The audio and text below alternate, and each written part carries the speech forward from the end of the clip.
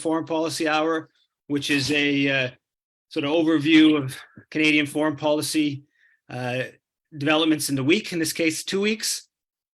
So I guess I'll just jump right into it. Thought I'd start off with a couple of historic elements because yesterday, January 1st, is the commemoration of the Cuban Revolution, when the Castro's forces took Havana in 1959. And there's some interesting elements to Canada's role in that, and a lot of the mythology about Canada, because Canada was one of the only countries, I think Canada and Mexico were the only two countries in the hemisphere that didn't break off relations with Cuba. And there's actually some fascinating history to that, which is that the US actually asked Canada not to do so because it wanted the Canadian embassy in Havana to spy for the US, which the US did. And a number of books talk about how Canadian intelligence for the October crisis in 1962, the Canadian intelligence was particularly important, the Cuban Missile Crisis. And then there's a number of books about the communication security establishment that talk about how Canada provided all kinds of important intelligence to the NSA over the years. So it's some interesting history, and there's also a back history of Canada's ties to the U.S. occupation in the late 1800s, early 1900s of Cuba, and Canadian banks became big players, and the Castro, they ultimately nationalized the Canadian banks, but they provide compensation to the Canadian banks, unlike the U.S. So the idea that Canada really went against U.S. policy on Cuba initially is significantly overblown. I think later on you can make an argument that with Trudeau in the mid-1970s, there becomes a little bit of a different dynamic. But if you actually even look into those period, even through the 1970s, it's much more complicated than this idea of Canada as being, supportive of the Cuban Revolution, while the Americans were hostile. The other historic revolution that yesterday, January 1st, commemorates is the 219th anniversary of the Haitian Revolution. And the Haitian Revolution is probably the greatest example of human liberation in the history of humanity, where around 550,000 African enslaved women and men rose up, and over 13 years defeated obviously the French, the British, the Spanish empires in a major victory against, of course, slavery, but also against white supremacy and colonialism. And on January 1st of 1804, the Haitian revolutionary government basically adopts a constitution and independence that is decades and decades further along in terms of human equality, in terms of particularly around race equality, that ideas that don't become dominant until obviously in the U.S. they still have slavery until 1862. Or in Brazil, I believe it's in 1890 or 1889 or around that period. So it's, decades and decades further along. In Canada, British still into 1831. So the Haitian Revolution, of course, is an incredibly important historical moment, historical change the course of history in so many different ways. And Canadian naval vessels, as I think I have mentioned on previous episodes, sessions of the Canadian Foreign Policy Hour, Canadian naval vessels or naval vessels in Halifax, this time, of course, British base, they all were sent down to try to suppress the Haitian Revolution. When the British tried to take control, they took control of part of the island, the colony Saint-Domingue, the French colony, after it had been liberated by the slaves, and many Canadians, prominent Canadians, would go and fight and lead British forces in trying to suppress the Haitian Revolution and to reinstate slavery on the island. And of course, the Haitian Revolution, fortunately and unfortunately, is still very much present in today's politics. And we see that Bob Rae, Canada's ambassador to the UN, has been very active on the issue in the last couple of weeks. In the CBC article, after returning from Haiti, he talks about how there needs to be a new Haitian, basically promotes the Haitian military. The Aristide government disbanded in 1995. And I wrote a piece for Canadian Dimension looking into what Bob Rae is saying and the kind of the absurdities of what Bob Rae is saying. First of all, he very much downplays the brutal nature of the Haitian military, which in its modern form was created by the Americans when they occupied Haiti from 1915 to 34 to suppress resistance to the American occupation. And then the Haitian military has been used over the years to basically be a tool of Washington and was very brutal against left-wing governments. Obviously, it overthrew Aristide in 1991. It overthrew Daniel Fignolet in 1957, which brought about the Duvalier dictatorship. And it was very brutal after the Duvalier, and after from 86 to 1990, where they the military ran the country. And so you have Bob Rae, Canada's ambassador to UN, pushing the recreation of the Haitian military, which has been a position of the hard right within Haiti. It has been a position of a very kind of hardline, regressive element of Haitian society. And this, I think, is the first time the Canadian government has openly said it supports recreating the Haitian military. But in this interview with CBC, one of the things that Bob Rae says he says something to the effect of, name me a country that doesn't have a military. Well, there's about 20 countries that don't have militaries, including Costa Rica, which hasn't had a military in 70 years and has been very successful without a military.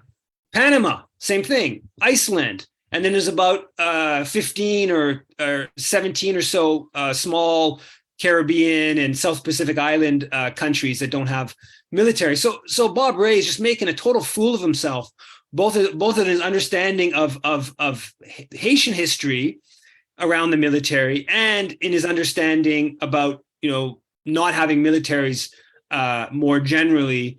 But he's incredibly arrogant individual. A couple articles that appeared in the last a bit on Canadian Dimension as well. One titled "Ottawa Backs Canadian Mining Giant in Dispute with Panama."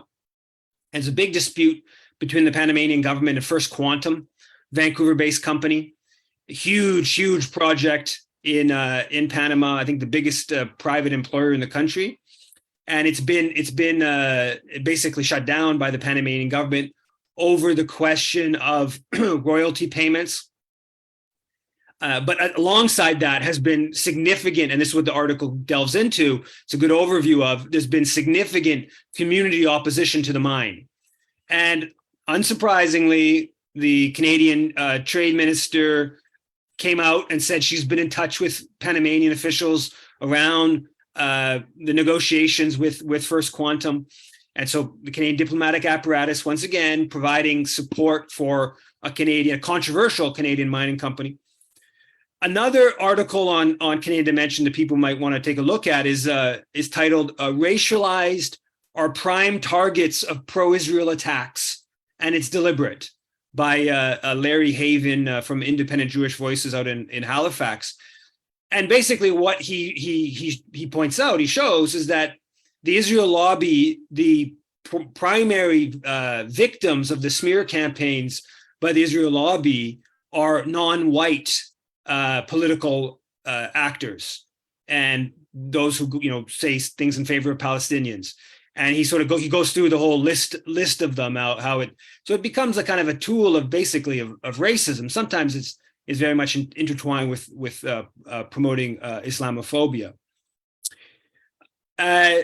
On the Palestine question, no matter the fact that you have this Israeli government with these like total yahoos who are openly homophobic, who are just like seething in their racism towards Palestinians, and this is not, this isn't electronic intifada that's covering this. This is now appearing in the New York Times, and in the corporate media has started talking about just how kind of fascistic elements of Netanyahu's new government are.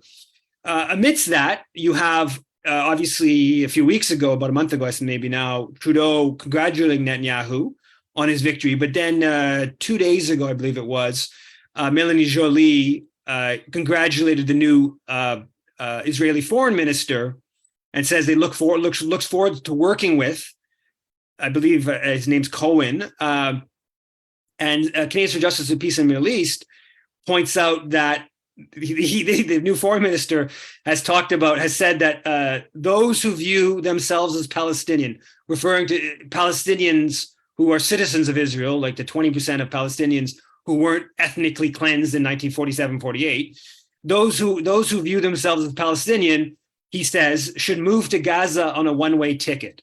So this constant thing that's in the background of Israeli politics towards the Palestinian minority within Israel proper, of we're going to finish off the ethnic cleansing of 1947-48, and this is the new foreign minister that Melanie Joly is excited to be working with. Netanyahu himself, about 4 or 5 days ago, he put out a tweet which was in Hebrew, but obviously translated into many different languages, where he said, quote, "The Jewish people have an exclusive and unquestionable right to all areas of the land of Israel. The government will promote and develop settlement in all parts of the land of Israel, in the Galilee, the Negev, the Golan, Judea, and Samaria." So Netanyahu is saying, if you didn't know it was a state based upon Jewish supremacy, you're really late to the party. But Netanyahu is making it absolutely clear this is a Jewish supremacist state. And we consider all of historic Palestine to be Zionist territory, and we consider a big chunk of Syria, the Golan, also to be part of the Zionist state. So, nonetheless, these open comments, if you watch CBC, their little The National, they had like 30 seconds about this new right-wing government in Israel, and of course the Trudeau government, who completely understands, of course, the fascistic nature of the new government, the racist nature, the homophobic nature of the government. They, a little bit more cautious, but are continuing the broad outlines of Israel's a great ally. We are going to continue the innumerable ways in which we support Palestinian dispossession. A whole bunch of those are completely unique to Israel. The Canadians who go fight in IDF, and most importantly, the huge amounts of money raised for registered charities in Canada that are subsidized by the Canadian taxpayer that fund projects in Israel. All of that, of course, is just going to continue along as is. It doesn't matter how extreme the government in place in Israel is. And of course, earlier, a couple hours ago, I was listening to Al Jazeera, and there's been a number of more Palestinian homes demolished in the West Bank as part of the collective punishment policy. And yesterday, or maybe it was the day before now, Israel bombed the Damascus airport again, shut down the Damascus airport. This is now, they did that 3 or 4 months ago, and they bomb in Syria on a kind of bi-weekly kind of basis for the past 3-4 years. And there's just no mention of this in the dominant media in this country. And clearly the Justin Trudeau government doesn't plan to shift that dynamic much. It's about 10 days ago, news broke that Canada bought its first installment of the F-35 fighter jets.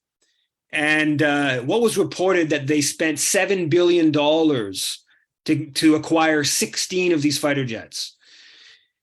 And it's really unclear. There's a number of media reports I read about it that are all over the map about what this means. But if this were the cost of the planned 88 fighter jet purchase, this is going to be way more than what was allocated. Initial discussion was around 15 to 19 billion up front, and then the anti-fighter jet campaign estimated that would be about 77 billion over the whole life cycle. But at this rate, at this price, we're talking about something closer to $35 billion up front. So it'll be close to about double what was initially being discussed. Now, the proponents of the fighter jets in the media reports, and I have no idea if this is correct, how they're framing it is that this initial allotment of funding, it includes a whole bunch of elements that are not going to be replicated in the future purchases. So they're spending a whole bunch of money. One, I think it's Brent Patterson said it's going to be $525 million that's being spent to house the jets, right? So you got to pay billions and billions for the fighter jets, but you have to spend hundreds and hundreds of millions of dollars to build the infrastructure to house these new jets. So apparently Patterson's reporting that's $21.3 million to design the housing for the jets, and then $525 million on the construction. Anyway, so we don't know exactly how much we're talking about here, but nonetheless, any way you look at this, $7 billion for 16 F-35s is a hell of a lot of money. And the fact that they're talking about purchasing many, many more of them is pretty incredible. There was an accident with one of them a week or 10 days ago in the US, I believe, and a bunch of the countries have been grounding their F-35s or some of their F-35s out of concern for the mechanical failures. So there's still big questions, and I certainly don't know much about the technical side of the fighter jets, but there are big questions about their functionality and how much of this is just sort of like a way to funnel money into Lockheed Martin and other arms manufacturers. But that's kind of like the best case scenario. The worst case scenario, of course, is that they function really well and they are used as Canadian fighter jets have been used in the past to bomb Libya, to bomb Yugoslavia, to bomb Iraq, in offensive wars, or to bomb Syria. So that's this huge allocation of public funding at a time of climate crisis, at a time of health. The pandemic is not completely over, and many other social crises. Look at the question of all these people who've been unhoused amidst terribly cold temperatures, but yet we are plowing huge amounts of money into purchasing these fighter jets. So Juan Guaido is officially done. His parties, the three opposition parties, have yes. They have all 4 years later. They have bailed on Guaido. Apparently, the Trudeau government is not going to concede to these opposition parties that they've been supporting for 4 years, and has decided they're going to continue with supporting Guaido. It seems it's not clear. There's been no formal announcement. The Financial Post had an article a week ago, which I thought sort of encapsulated Justin Trudeau's climate policy. And the title was "Oil Patch Likely to Surpass 2022's Output, but Only Slightly." And I think that sort of encapsulates Trudeau's climate policy, which is that the oil will keep going. We're going to keep as is, but only slightly. We're not going to be as extreme as Harper might have done. We're not going to boast about how it's the oil, the tar sands is continuing to expand into 2023. And of course, this is happening while Al Jazeera had this 5-minute or so summary of all the weather disasters around the world last year, and it's remarkable. And it's in last weeks, the mix of extreme cold events in parts of North America and now in Europe. Apparently, it's the warmest days ever, and warmest days ever in late December. So we are definitely seeing the more and more extreme weather events, and we're only going to increase the tar sands slightly in 2023. So we should be very proud that Canada is really taking the crisis seriously. I just submitted a piece to the Hill Times. Let's see if they publish it. That goes into the UN votes, right? So throughout December was the conclusion of the General Assembly votes and tons of different issues, and we hear about the Palestine question a fair bit now in left circles, that people sort of know that Canada votes against Palestinian rights. And the Trudeau government, the way they frame their voting against Palestinian rights is that they don't want to single Israel out. Okay, so we're going to vote against because there's too many resolutions singling Israel out. And so we'll support one of those resolutions, but we're going to oppose all the rest. And we're going to align with the rest of the world against that. Now, there's one point that's really important in discussing this, because there's a whole rhetoric about the UN being anti-Semitic for having all these resolutions focusing on Palestinian rights. Well, the UN created Israel. I mean, the partition plan was like Canadians and other UN members getting together and deciding that we're going to give Palestinians land to the Zionist movement that most of the population had moved from Europe in a decade or 2 decades previously. So the idea that the UN doesn't have a responsibility to Palestine is remarkable. And that history is just like wiped out. And obviously that partition plan that gave 55% historic Palestine to the Zionist movement, despite the Jewish population being less than a third, owning less than 7% of land, was wildly unjust from a Palestinian perspective. Why was it up to Lester Pearson and Ivan C. Rand, Canadian Supreme Court Justice, to decide what Palestinians, what was going to be part of their state? And that's what happened, right? It was UN got together and decided, for the Palestinians, and that was what gave the Zionist movement cover to ethnically cleanse Palestine. So this business about the UN singling Israel out is quite rich from the Zionist perspective.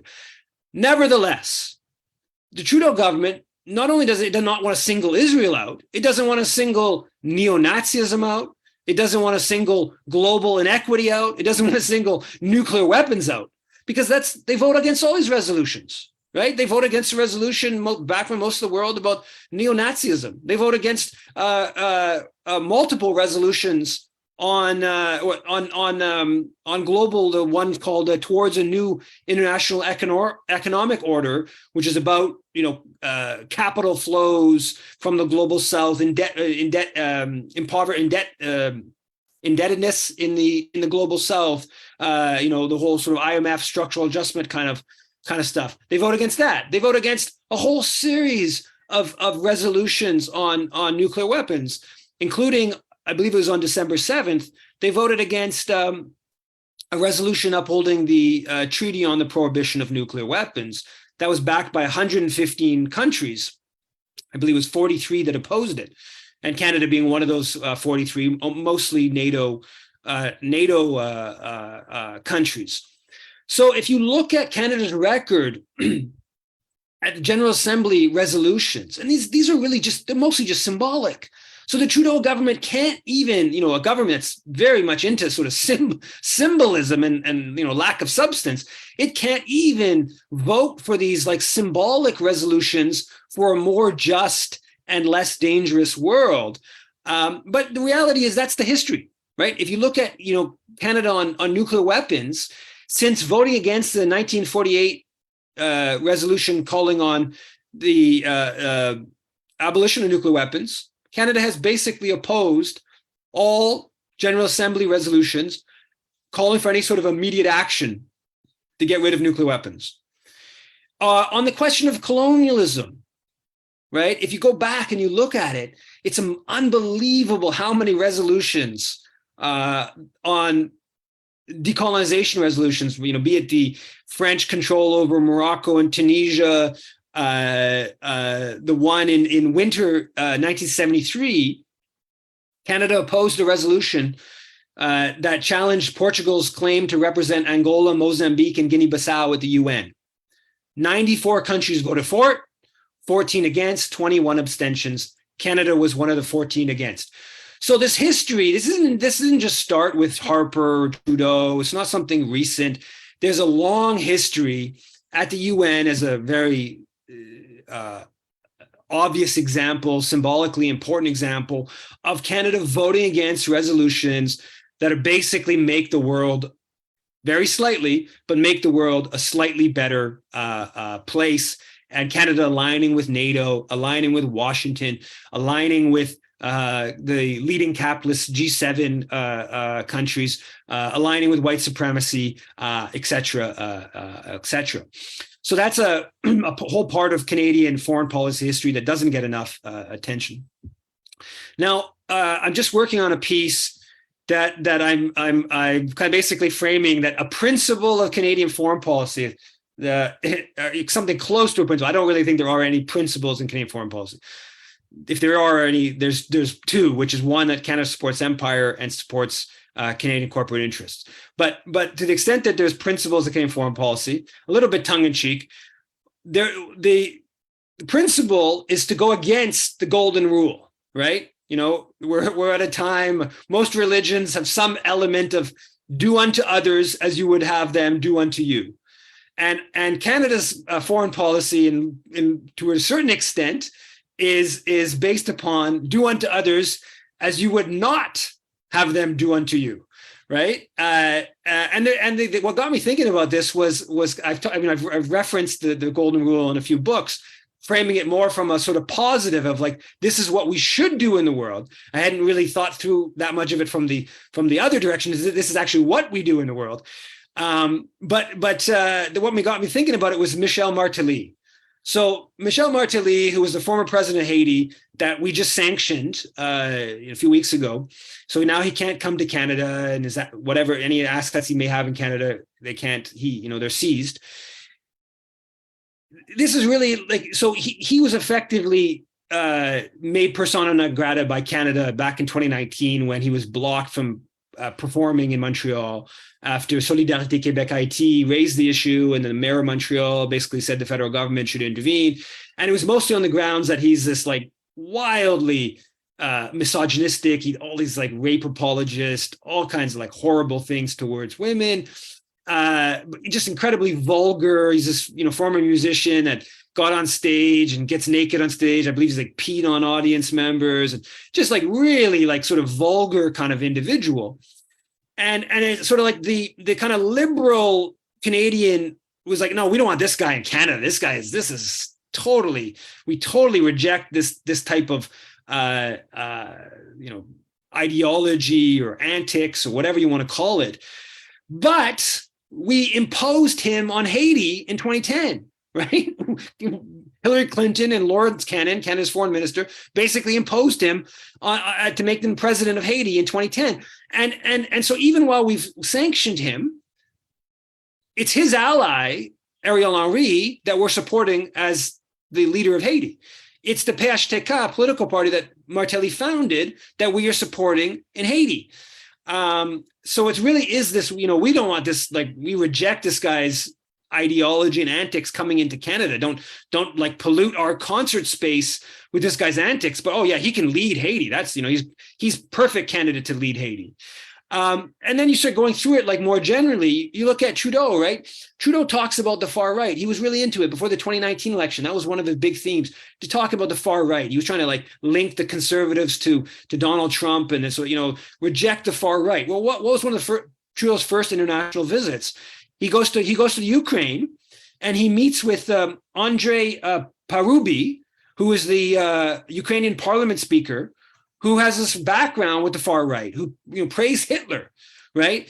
Obviously, we know about Canada training the Azov battalion, but there's another part that we don't hear about as much, which is the national police of Ukraine. So after Yanukovych was ousted in 2014, there's this new police force that's created. And the top Azov guy becomes he's acting chief of this new police. So the far right is all throughout this new police force, and Canada funds it. Canada trains it, and until I'm not 100% sure, but I think until February 24th, there was, according to RCMP website, up to 45 Canadian police trainers still working, training this police force. We provided all kinds of equipment, millions of dollars in funding, helped build a police academy for this far right infested police force in Ukraine. So while Trudeau's, the far right is really dangerous here, we want to reject them here, he's all about, building up the far right in Ukraine. And now some of that, you're seeing that some of that stuff getting to like more and more open, right? I think people probably saw the last little bit here, the head of the Rada parliament in Israel or in Ukraine is like a photo with Bandera and like the open promotion of Bandera all throughout the sort of like Ukrainian government. And Bandera, of course, was responsible for, I think it's like 100,000 Poles that were massacred, his forces during World War II. Lots of Jews in Ukraine that were killed by his forces during World War II. And so that, the far right ideology has just become more and more present in Ukraine, at some level, in some sense, legitimate in response to the Russian invasion, of course. Now, that's a whole complicated question. But before the Russian invasion, Canada was actively building up and supporting the far right in Ukraine while Trudeau's claiming that he's, got to combat the far right. Or if you take Trudeau claiming himself to be an anti-racist while, promoting apartheid in Israel. Some of the most extreme example of that, of like what we want here versus what we promote over there, is the example of the Canadian Jewish Congress. So 70 years ago, the Canadian Jewish Congress led the fight, helped this Supreme Court case that outlaws racist land covenants in Canada, right? The Noble case in 1948. So at that point, there were lots of neighborhoods, sort of exclusive neighborhoods in Canada, where they had in the property deed, it said you can't sell to Jews, blacks, people of Chinese descent, indigenous people, basically those deemed to be non-white. That was quite common, and there's a famous court battle that goes all the way to the Supreme Court that is really important in basically making that illegal, which continues into the 1950s. And the Canadian Jewish Congress is a big part of that. Now, today, you have people like Michael Levitt or Erwin Kotler, prominent individuals within the Jewish establishment who are active proponents of the Jewish National Fund. Well, the Jewish National Fund owns 13% of Israel's land, and it excludes non-Jews from its land. I mean, this is stuff that the Canadian Jewish Congress was fighting against 70 years ago in Canada. And now much of the Canadian Jewish establishment, openly promotes that in Israel. So it's an extreme example of the do unto others as you would not have them do unto you. There are many other examples. I mentioned a couple. One of the ones is kind of an interesting one, I think hard maybe for a lot of people to understand, is progressives who promote NGOs, right, abroad. Haiti's probably the most extreme example. Huge promotion of NGOs in Haiti. Lots of like left-minded, progressive people in Canada provide funding and different forms of support to all kinds of NGOs that run social services in Haiti. Well, even the Canadian International Development Agency has admitted that this goes back to just after the 2004 coup, that their support of NGOs in Haiti to provide services, be it education, health, etc., that undermined the Haitian government's capacity to provide those social services. And if you look at it from our perspective, so we think the idea of like charities running like, the health system or the education system, that's viewed as like a right-wing plot within Canada. And yet a lot of progressives do that abroad, right? We fund where we don't see that, funding NGOs in a place like Haiti or many other impoverished countries is part of the neoliberalization of social services in those places. So that's another example of that dynamic. Another one I mentioned in the article is this whole freak out about foreign interference in Russia and China, Iran, even, or they're interfering in Canadian politics, and like the level of hypocrisy. While we still recognize Juan Guaido, right? We're going to complain about like China and Russia interfering in Canadian politics, or while we appoint Ariel Henry to lead Haiti, it's just almost hard to wrap your head around. So I would argue that to the extent that there are principles, I don't know where on the list of principles of Canadian foreign policy that are out there, one of the principles is not the golden rule, do unto others as you would have them do unto you, but it's inverse of do unto others as you would not have them do unto you. So anyways, with that said, if anyone has any comments, questions, and I just before forgot to mention this, I believe from January 6th to January 8th, there's going to be some protests against the F-35 purchase that people should check out. If anybody happens to have a link to that, to post that in the chat. And go ahead, Laura. Okay. The one thing I was wondering is back to Haiti or back to Cuba where you started, is what policies are different now with respect to Cuba and the US? I mean, I think that Canada, they've got some freedom of tourism where it's a little bit easier to go than in the US, but is there anything? So you've articulated from the very beginning, we were essentially doing what the US wanted in maintaining ties. So have we ever not done anything that's, they didn't want? Have we ever distinguished ourselves in any way, or have our policies really differed in any way? Yeah, I think that like the Americans didn't like it when Trudeau said, Viva Castro or whatever, right? Whatever it was, that what I forget if that was what Trudeau said in '76 when he was doing the visit, or was it just Viva the revolution? Anyway, but those kind of comments, they didn't like that. I'm not in any way arguing that's definitely was not to Washington's liking, and I don't think that Washington likes the Canada brought in when the Americans had the Helms-Burton Act. I guess that's some like 93, 94 kind of range.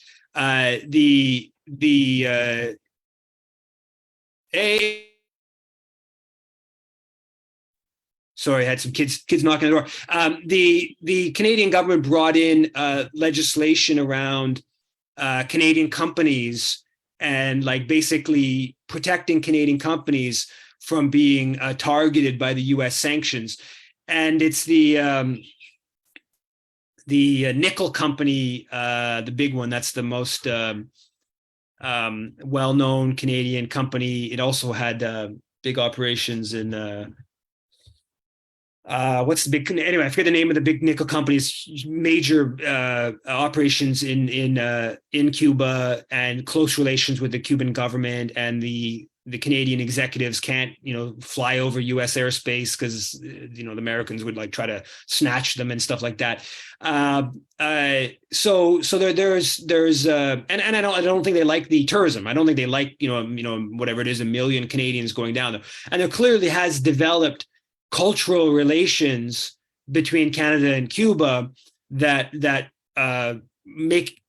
constrain the Canadian government's ability to sort of go along with the US. And I think you see that even kind of interestingly enough with the Venezuela, right? While they were really going hard at Maduro in like 2019, they were kind of like working with Cuba. They've broken off relations with Venezuela, but they're working with Cuba partly to try to pull Cuba away from Venezuela, and so they were taking a harder line effectively against Venezuela than they took against Cuba.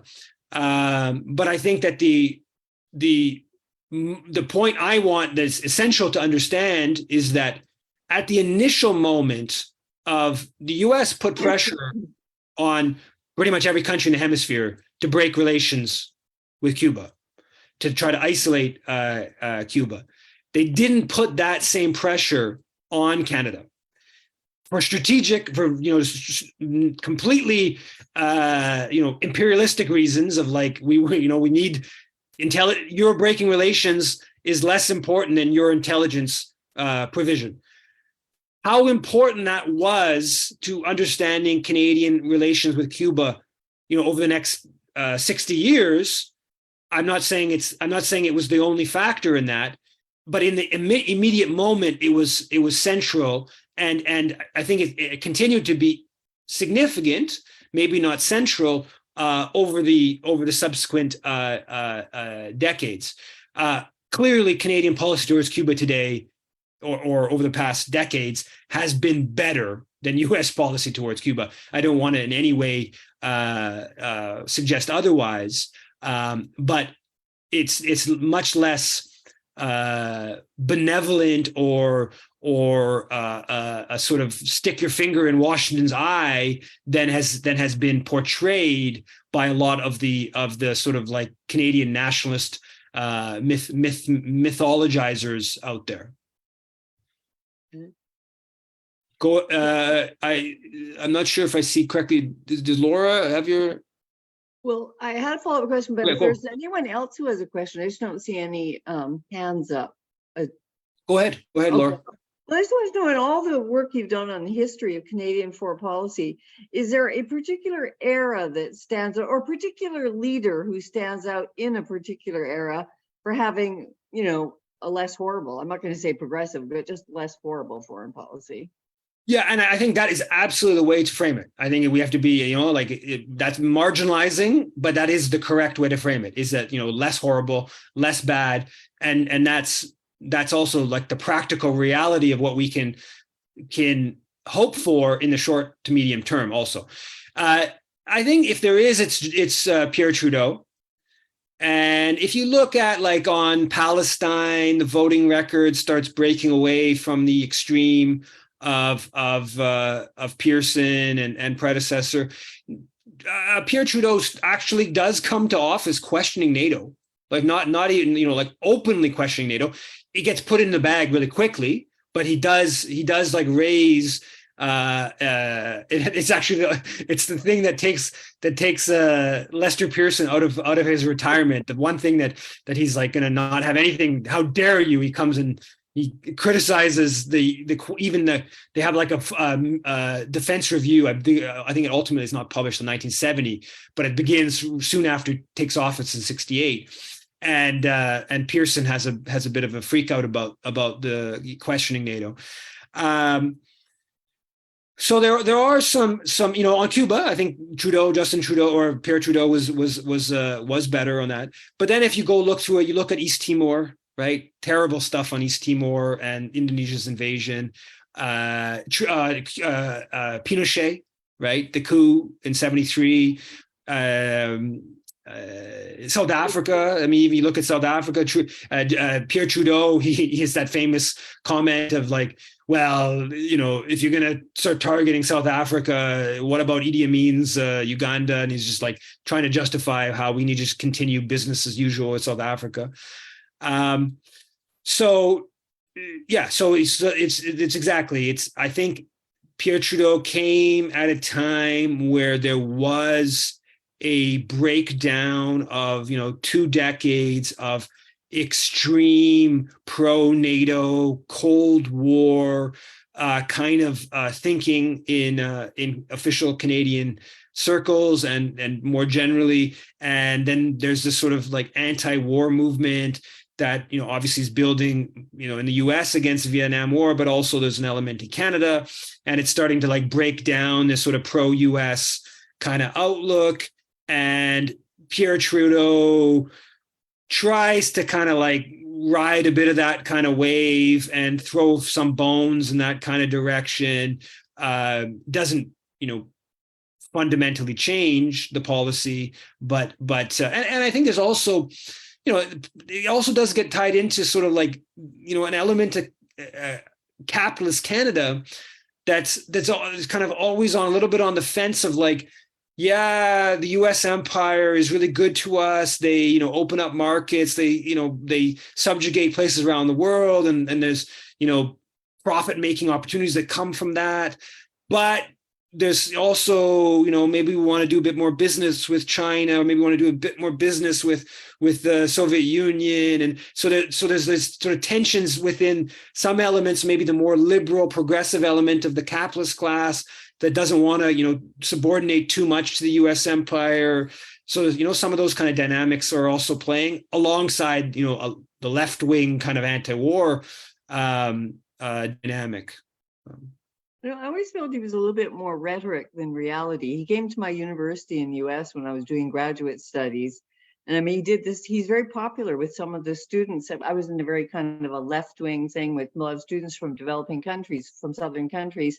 And he was kind of popular. He had this image, but I didn't think it really translated into his policies. And I remember asking him a question, like he did this whole spiel against tied development aid, where you have to buy products of the country giving aid.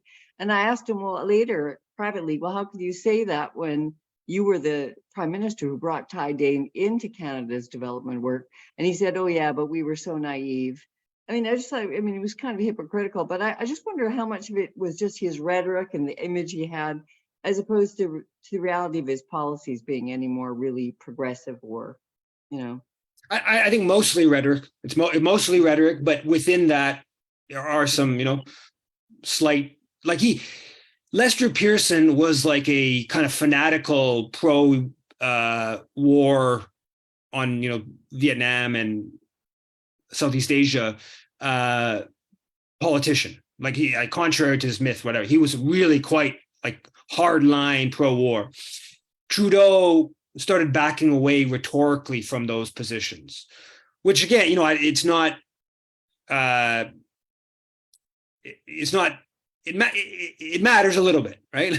I guess it's not deep substance. I don't want to, but it does matter a little bit. And I think that if you have to choose I haven't delved into Pierre Trudeau's record as deeply as I have into Lester Pearson, into Harper, into Justin Trudeau, into Paul Martin, Chrétien. I kind of sort of following it more closely a little bit later in Chrétien's foreign policy. So I haven't delved into Pierre Trudeau as deeply as I have some of the other prime ministers. And probably the more you dig into it, the dirtier the history is. But nonetheless, to the extent I have delved into that period, and to a certain extent, if I had to choose the prime minister's foreign policy, he would be the best. Go ahead, Catherine. You're muted. You're muted, Catherine. Maybe. Sorry about that.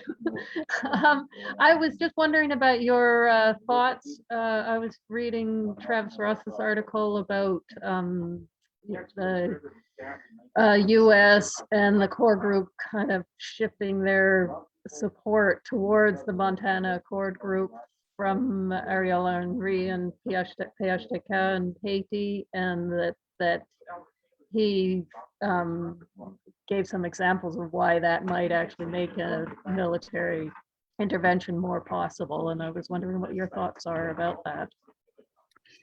Yeah, well, it's clear that the Montana Accord, where early on it had this quite wide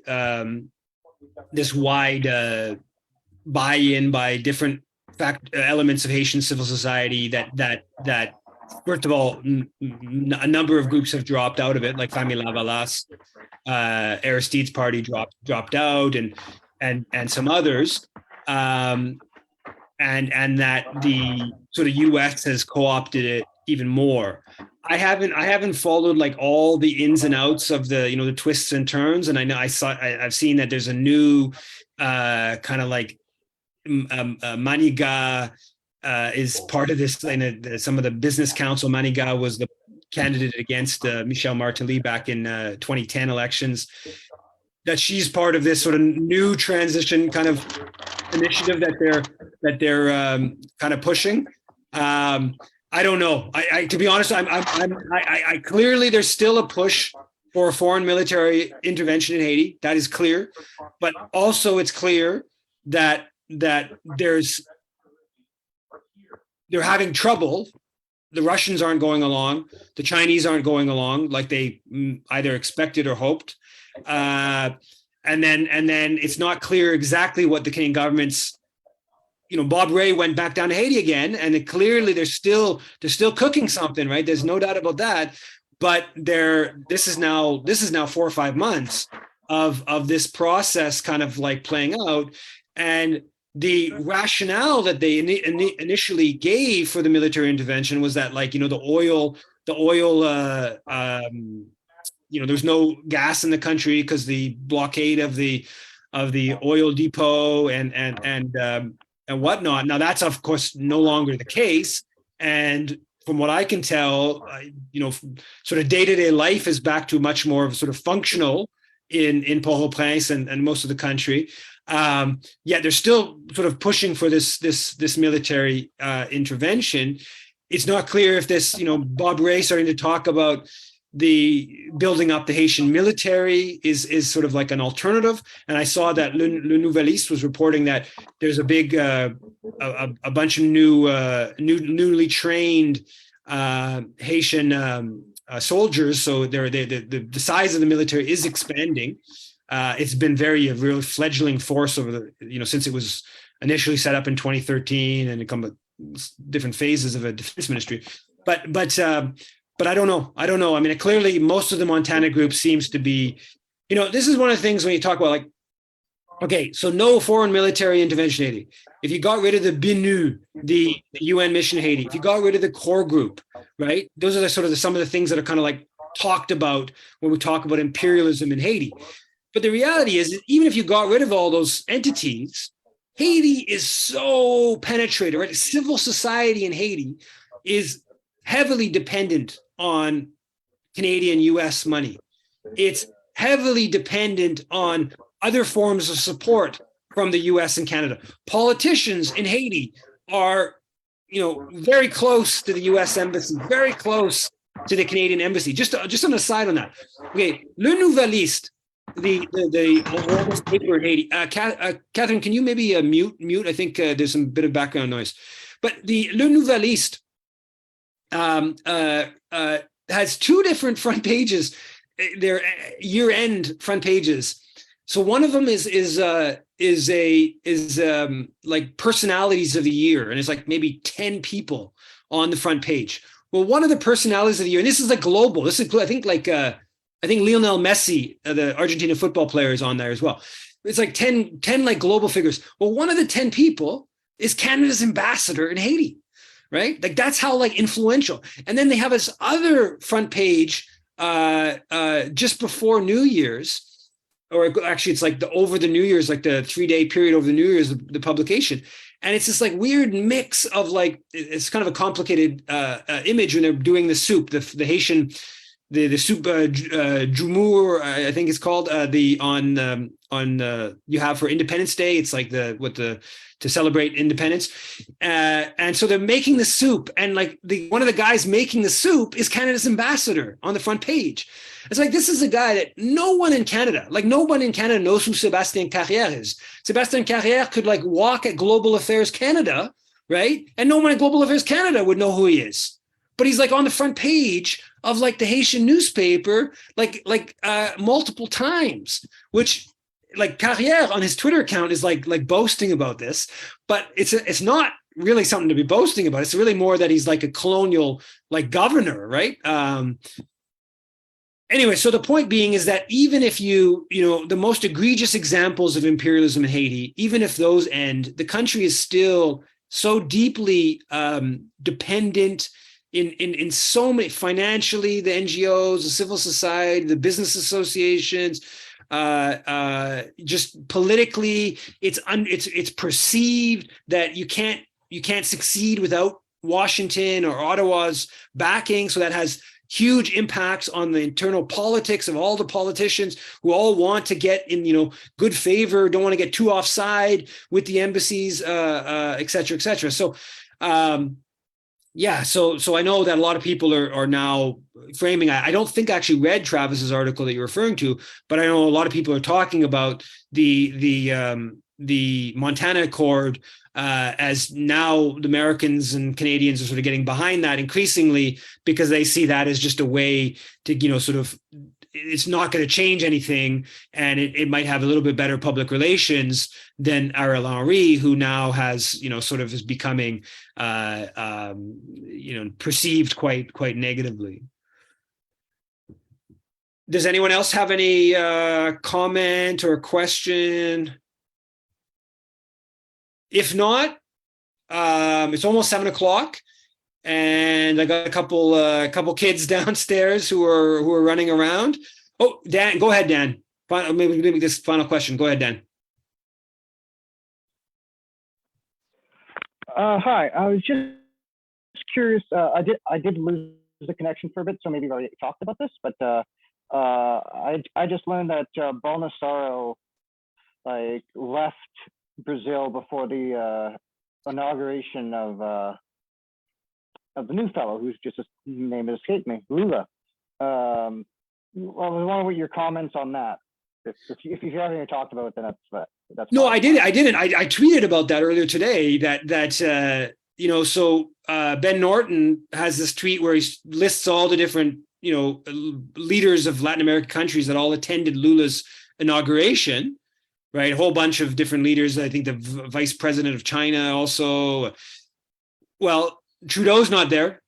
Melanie Joly's not there. They sent the parliamentary secretary to the Minister of Foreign Relations. I'd never heard of him. He's MP, a Brampton MP, and just became an MP in 2019. So the Canadian government decided to send ultimately quite low level official to Lula's inauguration, which is clearly this isn't happenstance, right? This is part of how all these kind of things go. Trudeau put out a statement saying he wants to work with Lula, so the statement was okay that I saw. But if you look at what Canada's response to the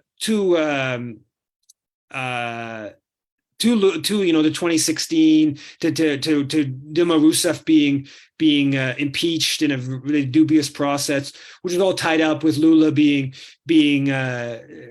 imprisoned, and then of course Bolsonaro only wins the election because his main competitor Lula is not allowed to run in the election. So Trudeau tried to frame himself as being Bolsonaro got so much kind of far right kind of association that Trudeau was a little bit cautious with regards to Bolsonaro, but he doesn't like Lula really either, right? Because Lula represents the breaking away from the Lima group. Lula represents the UNASUR, breaking away from the Organization of American States, breaking away from sort of U.S. hegemony in South America and in Latin America more generally, which the Canadian government is completely aligned with, certainly at the macro geopolitical level. So it's while hundreds of thousands of Brazilians and many people around the world are celebrating that this fascistic Bolsonaro has fled to Orlando, Florida, and that now you have Lula who's represents the impoverished and is at least talking about doing better by the destruction of the Amazon. The Trudeau government clearly is not celebrating this development, and it's not implausible to think that they are plotting with the U.S. on ways to undermine Lula. So thanks everyone, and same place, same time next week, and happy New Year to everyone. Have a good night. Take care.